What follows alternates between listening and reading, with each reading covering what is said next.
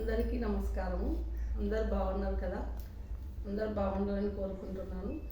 మా ఛానల్ నచ్చితే, మేము చేసేటటువంటి వీడియోస్ నచ్చితే, మీకు ఉపయోగకరంగా ఉంటే ప్లీజ్ సబ్స్క్రైబ్ చేసుకోండి.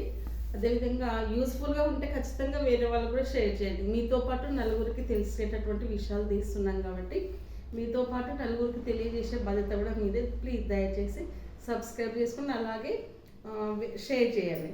మీకు నచ్చితే లైక్ చేయండి. అయితే ఈ కాలంలో చాలామంది ఏం చేస్తున్నారంటే బ్యాక్ పెయిన్తో బాధపడుతున్నారు అనమాట. బ్యాక్ పెయిన్తో బాధపడుతూ వాళ్ళు తట్టుకోలేని నొప్పి, విపరీతమైన నొప్పి వస్తుంది. అయితే ఆ నొప్పిని తట్టుకోలేక వాళ్ళు హాస్పిటల్కి వెళ్తున్నారు. ఒకప్పుడు డాక్టర్స్ చెయ్యి చూసి ఏం రోగం ఉంది చెప్పేవారు. కానీ ఇప్పుడు చిన్నదానికి డాక్టర్ చిన్న నొప్పి ఏమైనా సరే కనీసం వాళ్ళు చెయ్యి పట్టుకోకుండానే స్కానింగ్స్ రాస్తున్నారు అనమాట. సో అట్లా బ్యాక్ పెయిన్ వచ్చినటువంటి వాళ్ళు బాగా నొప్పి వస్తుంది చెప్పి స్కానింగ్ పోతే వాళ్ళు రిపోర్ట్లో ఏమని వస్తుందంటే స్టోన్స్లో రాళ్ళు ఉన్నాయని వస్తున్నాయి అనమాట. మామూలుగా స్టోన్స్లో రాళ్ళు కిడ్నీలో స్టోన్స్ ఉన్నాయని చెప్పి వస్తుందన్నమాట. కిడ్నీలో స్టోన్స్ ఉన్నాయని వస్తున్నాయి. సో అయితే ఇక్కడ చెప్పుకోవాల్సింది ఏంటంటే కిడ్నీలో స్టోన్స్ ఎందుకు వస్తాయి? కిడ్నీలో స్టోన్స్ ఎందుకు వస్తాయంటే చాలామంది టైంకి వాటర్ తాగకపోవడం అనమాట. ప్రతిరోజు చాలామంది చెప్తూ ఉంటారు లీటరు, 2 లీటర్లు, 3 లీటర్లు, 4 లీటర్లు తాగాలని చెప్తూ ఉంటారు. కనీసం మనం 1 లీటర్ కూడా నీళ్ళు తాగలేకపోతున్నాం. ఎందుకంటే బిజీ లైఫ్ కదా. 1 నిమిషం మనం వేస్ట్ చేసుకుంటే మనకు ఎక్కడ మనం నష్టపోతామో, ఎక్కడ ఇదైపోతామో అని చెప్పి జాబ్ చేసే వాళ్ళు చాలామంది ఏం చేస్తున్నారంటే నీళ్ళు తాగడానికి కూడా టైం కేటాయించడం లేదు. అంటే తాగొద్దని కాదు, కాకపోతే సమయం ఎక్కడ వేస్ట్ అవుతుందో అని మర్చిపోవడం ఇలా జరుగుతుందన్నమాట. సో ఆ విధంగా నీళ్ళు తాగకపోవడం వల్ల చాలా ప్రాబ్లమ్స్ వస్తాయి. కిడ్నీలో స్టోన్స్ రావడం జరుగుతుంది. ఖచ్చితంగా రోజు 3 లీటర్లు నీళ్ళు తాగాలి, 3 లేదా 4 తాగాలి.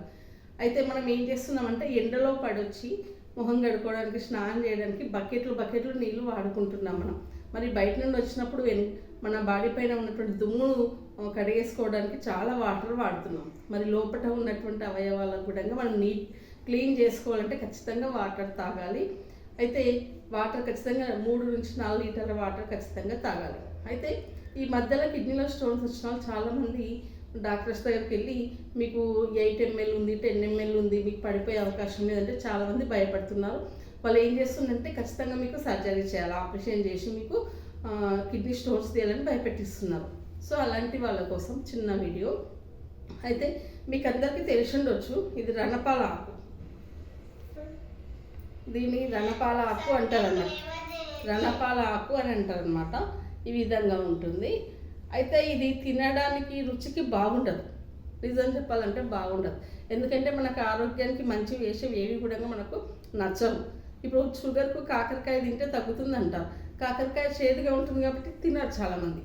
కానీ ఈ ఆకు తింటే కిడ్నీలో స్టోన్ కరిగిపోతుంది. ఏ సైజులో ఉన్నా కరిగిపోతుంది. వాస్తవం అనుభవించి చెప్తున్నాం కాబట్టి. అయితే ఇది ప్రతిరోజు ఉదయం పరిగడుపున అంటాం కదా, మొహం గడుపున్న తర్వాత రోజు 3 days 3 ఆకులు తినాలన్నమాట. ఇవి 3 ఉన్నాయి కదా, ఈ 3 ఆకులు ఈ విధంగా తినాలి. తిన్నాక గంట వరకు ఏం తాగొద్దు. అయితే ఇవి తిన్న 3 రోజులలో పాలకు సంబంధించిన పెరుగు కానీ మజ్జిగ కానీ ఏది కూడా తినకూడదండి. సో తాగొద్దు, తినొద్దు.